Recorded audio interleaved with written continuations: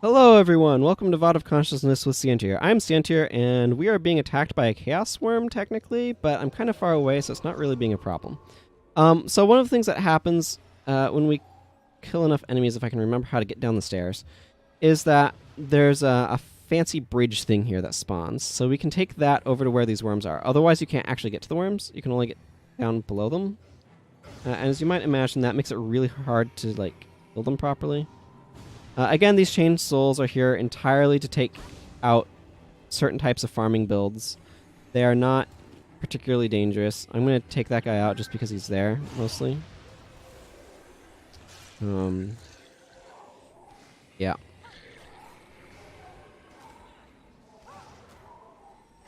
So, once we take out this, the next trial is to clear out the center room. That's the center of the Hall of Heroes. If there are any legitimate PvP matches going on, I could show you. That's a golden statue to Melandru. I think there are, in general... There's a golden statue to Lissa. So you can kind of see what Lissa looks like when you have favor. All of the statues have slightly different appearances depending upon whether or not you have favor. So Lissa, for example, if you don't have favor, is covered in thorns. You do have favor is kind of like that. Lissa is a twin goddess. I don't know. She's weird. Illusions and stuff. This is a spot where I want to be careful to make sure we don't have too much going on. This is a major PvP area, so if you are winning in the Hall of Heroes, you're going to end up here. There's a siege worm off to the sides, you may have noticed. I'm not sure what the best course of action for aggroing is, except I know I want my spirits up. Okay, let's see who that brings. Okay, that's not too bad. Okay, never mind. That was pretty nasty. We were all hit simultaneously by a bunch of power surges, which drains energy and does AoE damage. That's why the health bars just plummeted so quickly. Just a bunch of sudden damage. This shouldn't be too hard to clean out. It's just a matter of not getting the entire horde on you at once.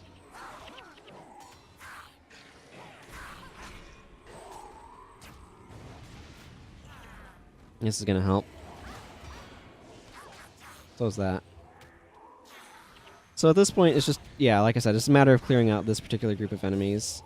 We've mostly done it, so I think the center room is actually pretty done. Actually, everyone's doing fairly okay on health. This one, though, would be very, very welcome.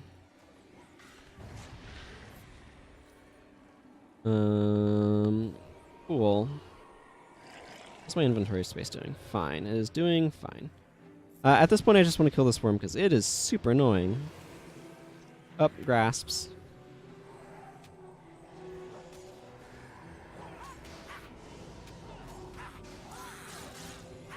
Let's see. Make sure energy is staying up high. This is kind of the, I don't know, halfway point of this floor, I guess. That's how I think of it, anyway. And the last part's kind of similar to the first part, so it's kind of symmetrical. The idea is you have a couple of teams on each side battle, and then the winning teams come to the middle, as I recall. But it's been a long time since I've tried to do anything in here, and I never really did much of the PvP side of this, so... you'll have to forgive some of my ignorance on that, and...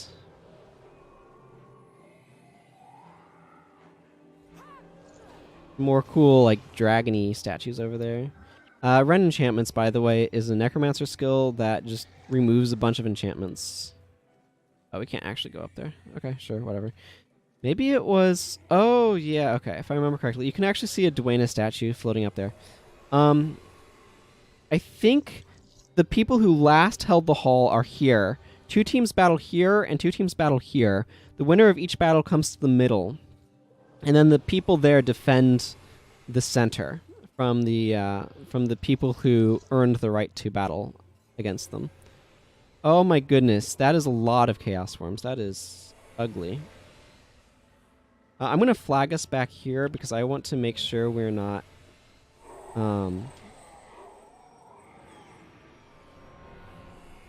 charging out in the middle and getting too many dudes on us at once.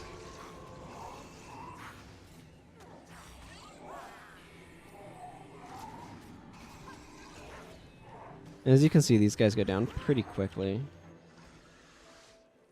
It's just, it would be very easy to kind of over aggro a little bit. Do I need a probably don't need that actually.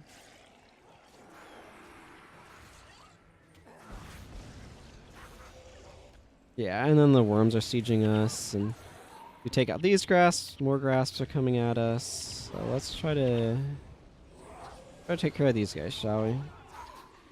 They are very disruptive. They are smashing Gwen's face in. Actually, want Gwen up, please.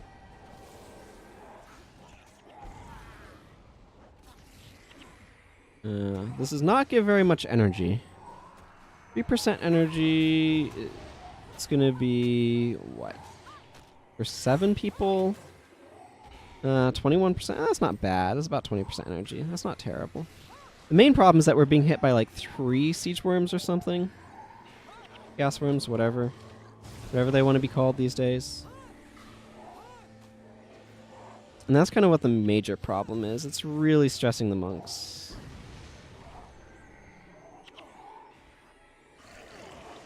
We've got 2 more Scythes of Chaos to go, and then we're going to actually pull back and let energy pools recover. Grab this pile of gold. I'm going to take out this guy for minion fodder and whatever.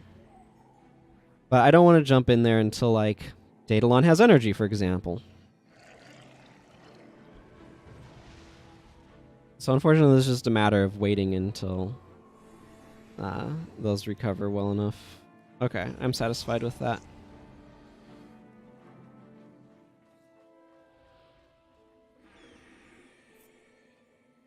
So as you can see, we want to cross the bridge over here.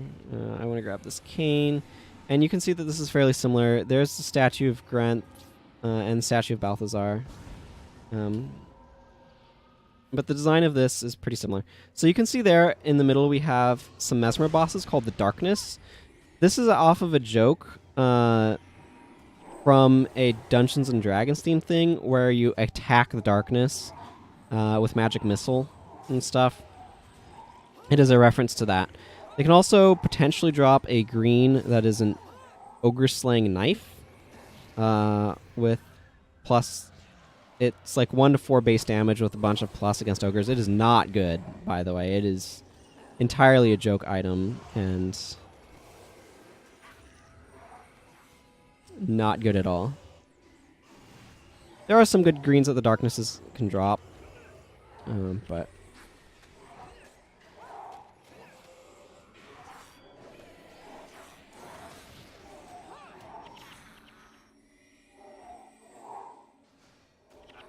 oh man, want to make sure we're not getting Terraweb Drydered here. The good news is that if all goes well, we should actually be able to finish this zone this episode. So that's pretty cool.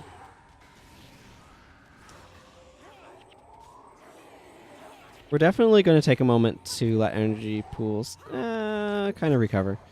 Our Mesmers have really been hit the hardest, actually, interestingly enough. So I'm actually going to want to go around to this side to clear out enemies. And while we're waiting for energy to restore, I'm going to salvage a few more things. You can see that we've almost gotten 1,000 gold in just raw drops, by the way, which is pretty interesting. This residue probably salvages to dust. So yeah, it did, which is preferable. I'm going to... Actually, I only have 1 charge left on my ID kit. That's highly salvageable. That's excellent. So that helps clear up my inventory some, which is good. Looks like we're doing okay on energy pools now.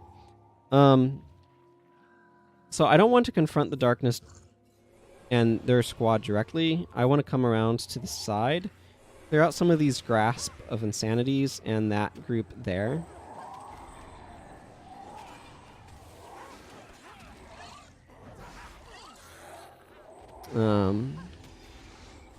Just good policy. Okay. What? Where was Gwen that she was getting...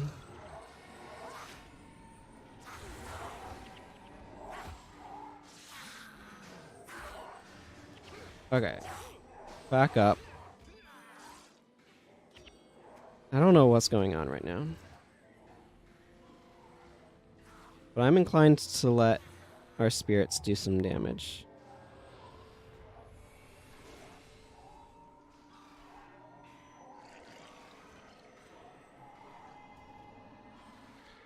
That was weird.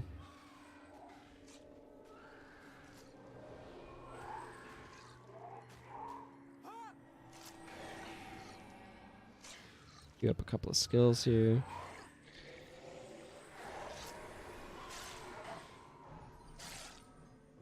Mostly I don't want this mob attacking us while I'm trying to take out the other one. It's just not good for business. Aha, don't need to have my dudes flagged there anymore.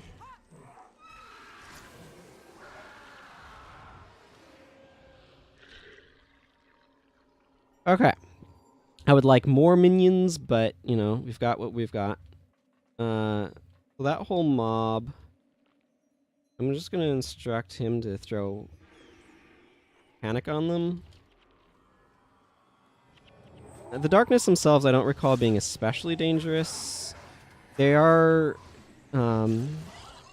prophecies era bosses, so that means they're more resistant than deadly. Gwen apparently has just got a gigantic target on her poor forehead. But as you can see, we've cleared out most of this. So the joke is, here if I close some of these panels, I'm targeting the darkness, or I'm attacking the darkness, right? So that's kind of the joke. I'm gonna turn resurrection skills back on. That one dropped 209 gold, so that's nice.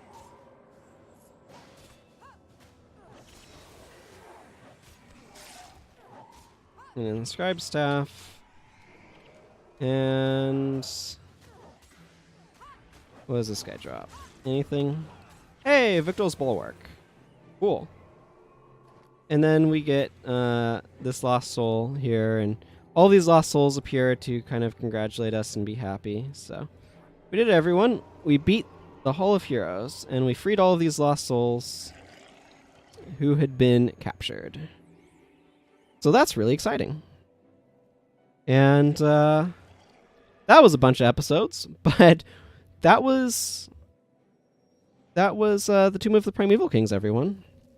So it just pops us back out once the timer's done, and we can go through it again if we want to. I am not going to do that imminently because while we made it, that was quite the bit of work. This is just a Shadow Shield skin.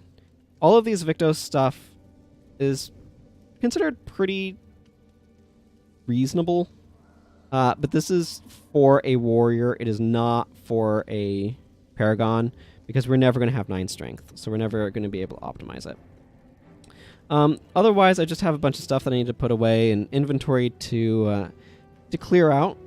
So I'm going to be happy about that particular victory. Maybe I will take this particular team setup in my continuing quest to clear out. Oh, this guy's the Priest of Balthazar. Fascinating. Priest of Balthazar lets you learn skills. Actually, just for comparison's sake, so that way you can kind of see where things are now. If we go to the Great Temple of Balthazar, we can, from here, I don't know if my character... Yeah, Hero's Ascent. So this is the way you get to... You can see it's the same loading screen, right? And this is the way that you'd get to the Hall of Heroes PvP stuff now, is you would come here and... Yeah, this is a spot that you do it. I don't know who the Squeakers is. That's some random NPC. Ranger? There's a bunch of henchmen here. Huh, this is apparently a rat. Squeak, squeak. Maybe this guy has... okay. Yeah. So, it's his pet. So these guys tell you what their builds are, etc. They're just all a bunch of... I don't know how populous this area is these days, to be honest. It used to be quite the thing, but I imagine it's kind of died down a great deal as the game has waned. Which is just what it is, you know. What does this do? Well, if all of your attribute lines are between 8 and 11 ranks, not counting buffs, then your skills deal 50% additional damage, activate 25% faster, and cost 20% less energy to activate. Oh, fascinating. So yeah. Here, you can unlock heroes, which is fascinating. You can unlock items for use in PvP. Which you can unlock these by encountering them in the... This is unlocking them for PvP only usage. So you unlock this stuff by doing things in the game, or by like unlocking these items in the game, finding them in the game. So you might notice there are some PvP versions of some of these. I do have a couple skills that I'm missing that I should probably spend some time getting some more of my Paragon Elites. I've been complaining about not having enough. If I'm literally not having enough because I don't have all of them, maybe that's something I should address. But you can unlock skills this way too. I have all of the skills unlocked just because I've gotten like all of the skills across my characters. And having them unlocked here allows you to get them from any skill trainer that's appropriate. Like, you can't get elite skills, but for example, Signet of Pious Restraint you could potentially get from any trainer for the campaign that it appears in. So you cannot, for example, get, just to pick something at random, Lacerating Chop was not available in Prophecies. No Prophecies trainer will teach it, but I forget if it was... I think that's Factions. You can get that from a Factions trainer if it's unlocked. So anyway, that's basically the conclusion to stuff here. So next time, I'm going to, I guess, try to hunt down some of those Paragon Elites that I've managed to fail to get. So until next time, everyone, take care. Bye-bye.